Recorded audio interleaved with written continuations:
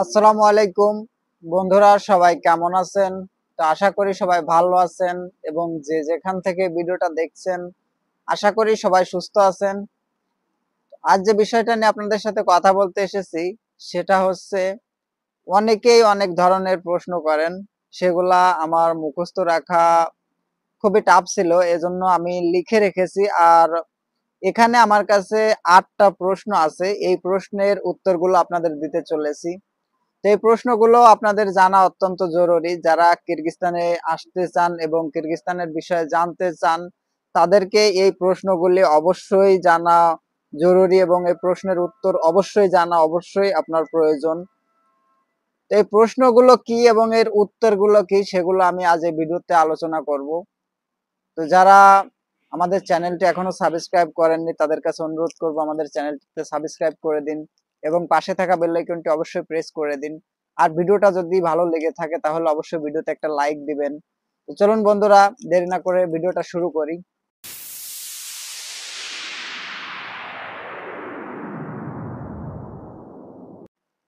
তো এর মধ্যে 1 নম্বর যে প্রশ্নটা হচ্ছে সেটা হচ্ছে, অনেকে প্রশ্ন করেন যে ভাইয়া কিরগিজস্তান যেতে কিরগিজস্তানের মেডিকেল করা লাগে কিনা, এটা হচ্ছে 1 নম্বর প্রশ্ন। তো এই প্রশ্নের উত্তর আমি আপনাদের দিতে চাচ্ছি।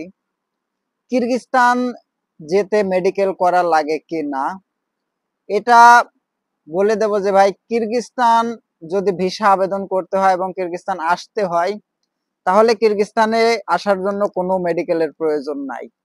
কিরগিজস্তানে আসার জন্য ভিসা অ্যাপ্লাই করার জন্য কোনো মেডিকেলের সার্টিফিকেটের কোনো প্রয়োজন পড়ে না।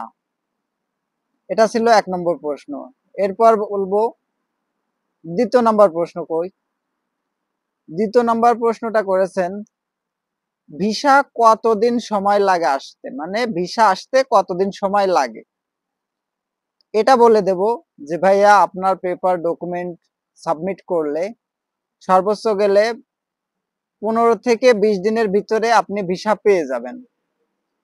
তো 2য় নম্বর প্রশ্নের উত্তর পেয়ে গেলেন যে ভিসা আসতে কতদিন সময় লাগে। 10 থেকে 15 দিন অথবা 15 থেকে 20 দিন সময় লাগে, এর ভিতরে ভিসা চলে আসে। 3 নম্বর প্রশ্ন যেটা হচ্ছে সেটা হচ্ছে, ভিসার মেয়াদ প্রথম কতদিন থাকে, তার মানে প্রথম যে ভিসাটা বের হয় এটা সর্বোচ্চ কতদিন থাকে। এটা বলে দেব, ভিসা প্রথম যেটা বের হয় সেটা থাকে 2 মাসের, মানে 59 দিনের ভিসা হয়। প্রথম যে ভিসাটা হয় সেটা হচ্ছে 59 দিন। 3 নম্বর প্রশ্নের উত্তর পেয়ে গেলেন। এরপর 4 নম্বর প্রশ্ন, ভিসার মেয়াদ কতদিন থাকতে কিরগিজস্তানে যাওয়া লাগে। এটা একটা গুড কোশ্চেন। যে এই প্রশ্নটা করেছেন তাকে ধন্যবাদ জানাই। এটা আসলে অবশ্যই সকল প্রবাসীর জানা উচিত, কেননা আমরা যদি বিদেশে যাই তো আমরা যে ইনপুট ভিসা নিয়ে যাই ওই ভিসাটা কতদিন মেয়াদ থাকতে গেলে আমাদের ওখানে ভালো হবে এবং কতদিনের মধ্যে আমরা ওখানে পৌঁছাতে পারলে, কতদিন মেয়াদ থাকতে পৌঁছাতে পারলে সেখানে গিয়ে আমরা পরবর্তী যে বৈধ যে ভিসাটা আছে, স্থায়ী যে ভিসাটা আছে, 1 বছর হোক 2 বছর হোক, ওটা কতদিনের মধ্যে বের করতে পারবো। এজন্য এই প্রশ্নটা খুবই গুরুত্বপূর্ণ। তো এটা বলে রাখি যে ভাইয়া, ভিসার মেয়াদ যে কোনো দেশে, আপনি যদি যে কোনো দেশে কাজের জন্য যেতে চান এবং সেখানে গিয়ে যদি বৈধ থাকতে চান তাহলে আপনার যে কোনো দেশে যাওয়ার সময় যে প্রথম যে ভিসাটা আসে ওই ভিসা সর্বনিম্ন 20 দিন থাকতে সেই দেশে পৌঁছানো লাগে। এটা শুধু কিরগিজস্তানের বিষয় না, যে কোনো দেশে ভিসার মেয়াদ 20 থেকে 25 দিন হাতে রেখে যাওয়া উচিত। কেননা সেখানে গিয়ে আমাদের মেডিকেল করতে হবে, পুলিশ ক্লিয়ারেন্স নিতে হবে, অফিস এম্বাসি ফেস করতে হবে, কত ঝামেলা আছে। এ কারণে আমাদের কমপক্ষে 20 থেকে 25 দিন আগে যাওয়া উচিত। এবার বলবো 5 নম্বর প্রশ্নের উত্তর। তো 5 নম্বর প্রশ্নটা কি, সেটা হচ্ছে, একজন প্রশ্ন করেছেন যে ভাইয়া, কিরগিজস্তানে যেতে কি ম্যান পাওয়ার করা লাগে এবং সেটা কি হয়। তার মানে সে প্রশ্ন করেছেন যে কিরগিজস্তানে যাওয়ার জন্য কি ম্যান পাওয়ার করা লাগে, আর ম্যান পাওয়ার আমাদের হবে কিনা কিরগিজস্তানের, এই প্রশ্নটা করেছেন। তো ভাই আপনাদের বলে দিই, বাংলাদেশ থেকে আউট অফ কান্ট্রিতে যে কোনো দেশে যেতে যান, আপনার ম্যান পাওয়ার অবশ্যই করা লাগে, আর ম্যান পাওয়ার অবশ্যই হয়। কারণ আপনার কাছে যদি লিগ্যাল ভিসা থাকে, যদি আপনার লিগ্যাল ইনপুট ভিসা থাকে, তাহলে অবশ্যই আপনি ম্যান পাওয়ারের জন্য আবেদন করতে পারেন এবং ম্যান পাওয়ার আপনি পাবেন। তো কিরগিজস্তানে আসার জন্য যদি ম্যান পাওয়ার করতে যান, তাহলে অবশ্যই ম্যান পাওয়ার পাবেন, এবং দেশ থেকে বিদেশে কাজের জন্য যেতে গেলে অবশ্যই ম্যান পাওয়ার করা প্রয়োজন। 5 নম্বর প্রশ্নের উত্তর পেয়ে গেলেন। এবার বলবো 6 নম্বর প্রশ্নের উত্তর। এক ভাই একটা প্রশ্ন করেছেন যে ভাইয়া, কিরগিজস্তান যেতে গেলে বাংলাদেশ এয়ারপোর্টে কি কি পেপার লাগে? এটাও একটা সুন্দর প্রশ্ন, কারণ এটা জেনে রাখা অবশ্যই প্রয়োজন।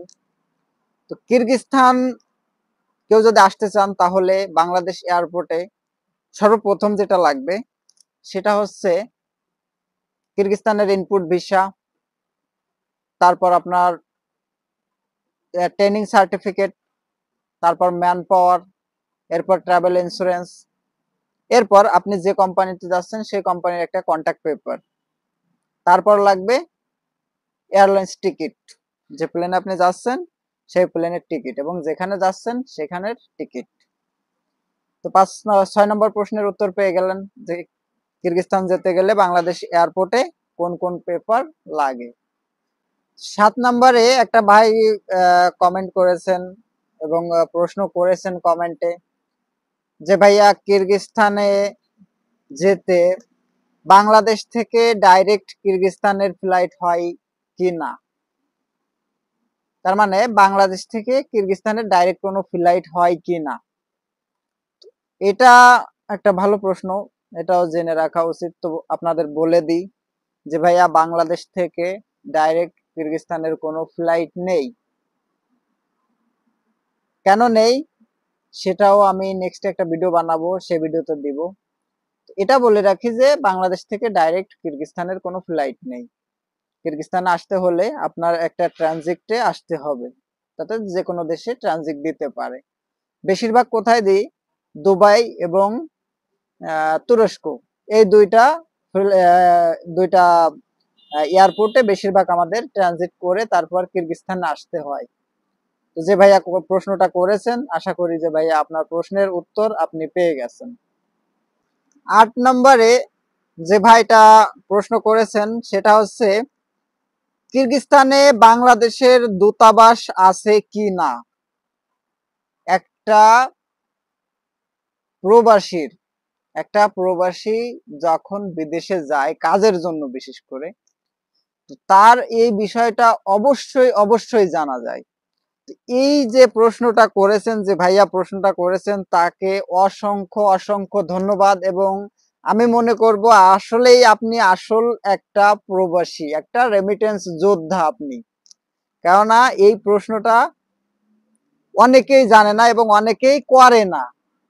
যারা আসলে প্রবাসী তারা এই ধরনের প্রশ্ন অবশ্যই করে। তো ভাইয়া, আপনাকে মন থেকে ভালোবাসা জানাই যে আপনি এই ধরনের একটা প্রশ্ন করেছেন। আপনি তো বিষয়টা জানতে পারবেন এবং আপনার পাশাপাশি অবশ্যই আপনার কিছু ভাইরাও জানতে পারবে এই প্রশ্নের উত্তর। তো যে ভাইয়া এই প্রশ্নটা করেছেন যে কিরগিজস্তান বাংলাদেশের দূতাবাস আছে কিনা, তার এই প্রশ্নের উত্তর দিয়ে দেব যে ভাইয়া, কিরগিজস্তানে বাংলাদেশের কোনো দূতাবাস নাই।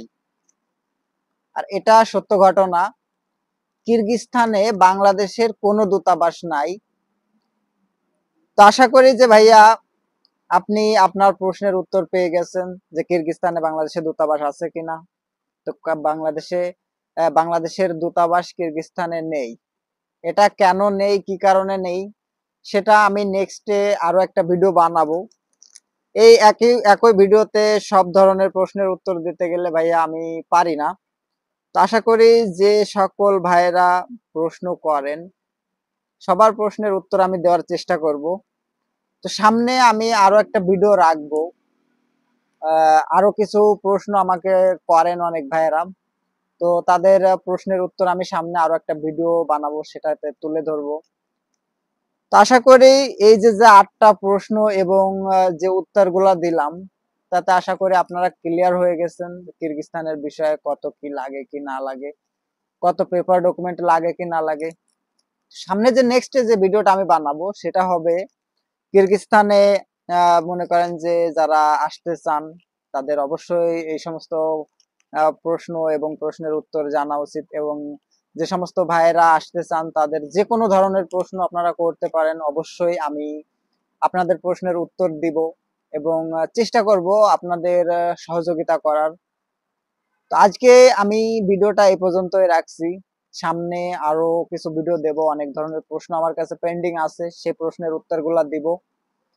তো আপনাদেরকে বলে রাখি যে সকল ভাইয়েরা আপনাদের যে প্রশ্নগুলা থাকে আমি অবশ্যই অ্যান্সার দিব, আপনারা কোশ্চেন করতেই পারেন, ওটা কোনো বিষয় না, আপনাদের সকল কোশ্চেনের অ্যান্সার আমি দিয়ে দেব। তো আজকের ভিডিওটা এ পর্যন্তই, সবাই ভালো থাকবেন, সুস্থ থাকবেন, আসসালামু আলাইকুম।